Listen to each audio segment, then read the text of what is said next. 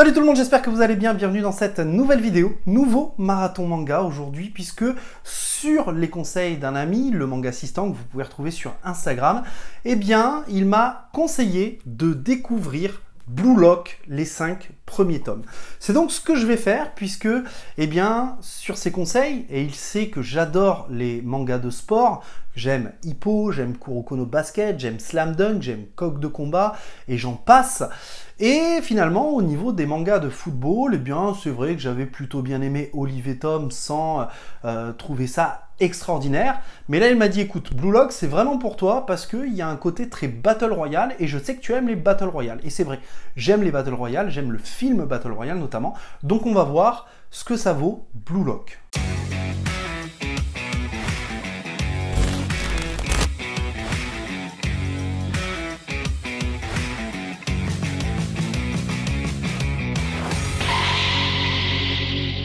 Allez, je vous propose tout de suite de commencer avec le premier tome de Blue Lock. Et puis, on se retrouve au fur et à mesure de cette lecture avec des réactions à chaud. Je trouve que les dessins sont extrêmement jolis dès ce premier tome. On a de très très beaux dessins. Et ça, c'est plutôt signe d'un manga de qualité. Et ça me fait très très plaisir. Oh non! Non! Il loupe vraiment cette espèce de fin de match là? Oh, c'est triste. Non, vraiment, le coach, là, Jinpachi Ego, ça a l'air d'être un sacré psychopathe. Vraiment, déjà, il a la tête du psychopathe, mais dans sa façon de parler, d'appeler les joueurs des diamants bruts, ouais, il cache quelque chose, ce mec-là, mais il est très, très bizarre. Le premier jeu, il est très, très cool. Par contre, j'avoue qu'il y a des actions que je ne comprends pas. Il y a des moments, je ne sais pas qui tire, ou je ne sais pas si ils ont tiré, les joueurs, ou comment ils ont tiré. Je trouve qu'il y a certaines actions qui sont assez mal retranscrites, c'est dommage.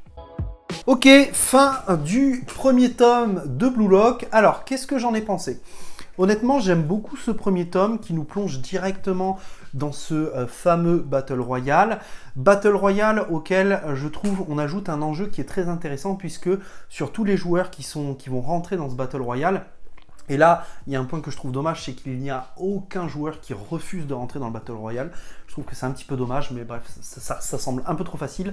Je trouve que l'enjeu qui est intéressant, c'est que si on est éliminé de ce Battle Royale, de ce projet Blue Lock, bah finalement, peu importe que tu sois, si tu es éliminé, tu ne pourras plus du tout jouer au foot. On va complètement bloquer ta carrière. Donc ça, c'est un point que je trouve intéressant. Effectivement, on ressent bien les codes du Battle Royale, en tout cas dans ce premier tome. Le jeu, je trouve, est plutôt intéressant, il est plutôt malin, le coup du jeu du chat et de la souris. J'aime beaucoup le fait que les personnages qui nous sont présentés. Maintenant, point que je trouve moyen, c'est qu'il y a beaucoup trop de personnages dès le départ. Je trouve que comparé à un Bleach, à un Naruto, à un One Piece, où on prend le temps de nous présenter les personnages au fur et à mesure, malheureusement, là, on nous met dans le grand bain direct et c'est difficile de s'attacher à tous les personnages d'un coup. Autre point que je trouve très intéressant, c'est que Blue Lock a un potentiel absolument extraordinaire. C'est-à-dire que là, avec ce tome 1, on nous explique qu'on est dans un Battle Royale. On sait d'ores et déjà qu'on va suivre pendant tout le manga, en fait, on va avoir cette sélection du meilleur joueur du Japon dans le Battle Royale. Donc déjà, on va voir qui va sortir vainqueur de ce Battle Royale. Ça, c'est la première chose. On va y découvrir de nombreux jeux, on va y découvrir de nombreux joueurs qui vont évoluer, puisqu'on est bien dans un shonen, et on a d'autres joueurs qui vont être éliminés. Mais derrière, Blue Lock, ça a le potentiel notamment de nous faire vivre les matchs ensuite de ce joueur qui va intégrer l'équipe de la Coupe du Monde, qui va tenter de gagner la Coupe du Monde pour le Japon. Et du coup, on va pouvoir suivre aussi tous les matchs jusqu'à l'obtention ou non de la Coupe du Monde. Donc je trouve que c'est hyper intéressant.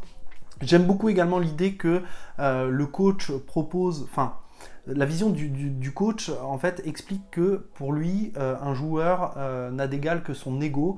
Et je trouve que c'est intéressant parce que finalement, même si on est dans un shonen neketsu où les joueurs vont devoir évoluer, on sait d'ores et déjà que là, le pouvoir de l'amitié va pas faire grand-chose finalement.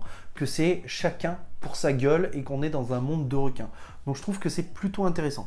Là où j'ai des réserves, c'est que on est sur un shonen. Et finalement, je trouve que les discours, les dialogues manquent de maturité.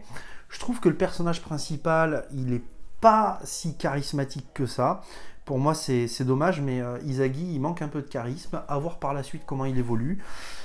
Mais voilà, on est sur un premier tome qui est plutôt correct, en réalité. Ce tome 2, il me fait rire parce que, déjà dans le tome 1, je m'étais fait la réflexion qu'il y avait un personnage qui ressemblait énormément à Ichigo dans Bleach. Mais là, il y a un personnage, je trouve qu'il ressemble énormément à l'un des personnages, à l'un des joueurs du ballon prisonnier de l'arc Grid Island dans Hunter x Hunter. Je sais pas si vous avez la ref, mais peut-être que au niveau du chara-design, en tout cas, vous allez retrouver des ressemblances. C'est marrant, ça me fait rire. C'est intéressant de découvrir les ambitions de chacun des joueurs, je trouve. Il y en a un qui dit qu'il a envie de devenir le super-héros du foot. Je trouve ça plutôt cool, en réalité. Chacun a ses propres ambitions, et ça, c'est le côté cool de ce manga, c'est que au fur et à mesure, au-delà de devenir le meilleur joueur, le meilleur attaquant de l'équipe nationale du Japon, il y a ce côté où chacun a des ambitions personnelles propres à son vécu, propres à son histoire, qui sont toutes différentes, et ça c'est très très bien. Ok, cette planche là, cette double page, elle est extrêmement sympa, je trouve. Elle est très très sympa, ça apporte un dynamisme au dessin, je trouve que c'est très chouette, c'est très joli. Et là pour le coup, je ressens bien l'action, je ressens bien qu'il y a qui a marqué, comment ça a été tiré, ce que je reprochais à certaines actions dans le tome 1, où j'avais du mal à définir quel joueur avait fait quoi. Ok, fin du tome 2, un tome 2 qui me laisse un peu plus perplexe que le premier tome pour deux raisons. La première raison, c'est que je trouve que le storytelling, la narration dans Blue Lock, elle est un peu aux fraises, elle est un peu à côté de la plaque. On ressent sincèrement que c'est un shonen, et y a des moments où en fait on n'a juste pas besoin de storytelling, on n'a juste pas besoin de narration. C'est dommage parce qu'elle casse un petit peu tout le côté sportif, le côté match, le côté émotion qu'on devrait avoir. Et justement, ça c'est le deuxième point qui me dérange dans Blue Lock pour l'instant. Je me suis déjà fait cette réflexion sur le tome 1, mais j'en ai pas parlé parce que voilà, je laisse un petit peu mes a priori ou certains points de côté parce que j'attends d'avancer dans l'histoire, mais que sur le tome 1 et sur le tome 2, en fonction des différents jeux, qui sont certes très cool, je passe un très bon moment à la lecture de Blue Lock, mais je ressens aucune intensité dans les jeux, dans les actions, dans les matchs. Je ne ressens aucune émotion. Là où un Hippo, par exemple, me faisait vibrer par les coups, par les techniques qu'il utilisait, idem pour Kuroko Basket, que je trouvais absolument incroyable, ou Slam Dunk, où j'avais envie de voir l'équipe, où je vivais le match avec le manga. Là, pour l'instant, sur les deux premiers tomes, j'ai pas cette sensation, et je trouve que c'est dommage. Est-ce que ça va m'arrêter pour lire la suite? Non, bien évidemment, j'ai 5 tomes à lire, donc on continue avec ce troisième tome. Et une très très belle couverture, honnêtement. Ouais, c'est ce que je disais dans le tome 2, je crois, hein, mais effectivement, chaque personnage a son passé, chaque personnage a son vécu. Izagi, c'est un personnage intéressant malgré son manque de charisme, parce que je trouve qu'il manque énormément de charisme, mais il arrive à avoir toujours les mots justes pour motiver ses coéquipiers, parce que dans Blue Lock, ce qu'on voit, c'est qu'il y a des jeux qui sont des qualifications qui se font en 1 contre 1, et il y a d'autres qualifications qui se font en équipe, hein, comme un jeu de foot, comme du football finalement, et je trouve que c'est intéressant parce qu'il arrive toujours à motiver les personnes, donc ça c'est plutôt cool. Ok, retournement de situation plutôt intéressant qui utilise notamment les codes du Battle Royale et de la traîtrise. Intéressant, plutôt sympa, on va voir, on avance. Et ouais, vous voyez, encore une fois, on arrive à la fin de ce tome 3, et on a ce personnage là qui dit c'est lourd d'être faible. Il me fait penser, vous savez, dans Bleach, au personnage qui avait une espèce de PSP, où il me fait penser encore à d'autres personnages de manga qu'on connaît. Et c'est un petit peu dommage parce que ça prouve une certaine chose. Ça prouve notamment que dans Blue Lock, il y a peut-être un manque de créativité et que l'auteur se sent dans l'obligation de s'inspirer de ce qu'il a vu ailleurs qui fonctionne dans le shonen pour écrire Blue Lock. Ce qui manque énormément à Blue Lock, puisqu'on est sur un shonen de sport, on est sur un shonen neketsu, c'est qu'il manque un peu cette espèce de Sasuke à Naruto, vous voyez, cette espèce d'antagoniste ou de protagoniste, mais qui va motiver notre héros principal, qui va le faire évoluer, qui va lui donner envie de se dépasser, un peu comme Bakugo dans My Hero Academia notamment, si je dis pas de bêtises, reprenez-moi dans les commentaires, n'hésitez pas. Mais ouais, il manque un personnage comme ça pour l'instant. Bon, j'ai pas grand chose à dire de plus autour de ce tome 3, on va enchaîner avec le tome 4 et le tome 5 et je ferai ma conclusion à ce moment-là. Ok, on arrive à trouver du temps pour s'entraîner, on arrive à trouver du temps pour affiner sa technique, à essayer de comprendre ce qui manque à notre personnage principal, à Izagi. Bon, c'est plutôt cool, c'est plutôt intéressant. J'aime bien ce petit entraînement qui dure que quelques pages, mais qui, somme toute, est important puisqu'on est dans du shonen neketsu. Ok, bon, tome 4, somme toute, intéressant. On utilise les codes des codes de certaines thématiques qu'on a déjà vues dans les mangas de sport et pas que, dans les shonen de façon générale, en opposant des génies purs et durs avec des gens qui doivent se dépasser, qui doivent s'entraîner pour y arriver. C'est classique, ça fonctionne. Par contre, je reste sur ma position sur le fait que Izagi vraiment n'a aucun charisme et c'est dommage parce que ça casse un petit peu ce que j'attendais de ce manga pour l'instant. Il y a vraiment des planches qui sont quand même très très belles, hein. Vraiment, j'adore ce type de planche justement qui fonctionne sur 2 pages comme ça. On en profite et ça c'est peut-être la force du manga, c'est ces dessins qui sont très très chouettes et qui jouent voilà, avec les doubles planches comme ça. J'aime beaucoup, pour le coup j'aime beaucoup. Ok, on arrive donc à la fin de ce 5e tome avec, je pense, un premier arc terminé puisqu'on arrive sur la 2e phase de la sélection. Qu'est-ce que j'ai pensé de Blue Lock? Est-ce que je vais continuer ou non? Je vous dis ça tout de suite.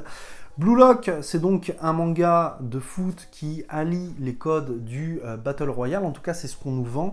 Pour autant, je trouve que la réalité est tout autre. Effectivement, si on a un personnage qui va trahir à un moment, si dans le premier tome, on a des personnages qui sont très très rapidement éliminés, le reste des éliminations n'arrive pas avant la moitié du 5e tome et je trouve que malheureusement c'est un petit peu lent pour du Battle Royale où normalement il y a des vagues et des vagues de personnages qui sortent ou qui meurent et où on essaye de survivre par tous les moyens. Ça c'est ce côté-là qui manque énormément. Ce que je disais tout au long de cette lecture, c'est que effectivement je trouve que le personnage principal manque énormément de charisme et au-delà de ça, il y a tellement de personnages que je trouve que l'auteur a beaucoup de mal à travailler la psychologie de ses propres personnages.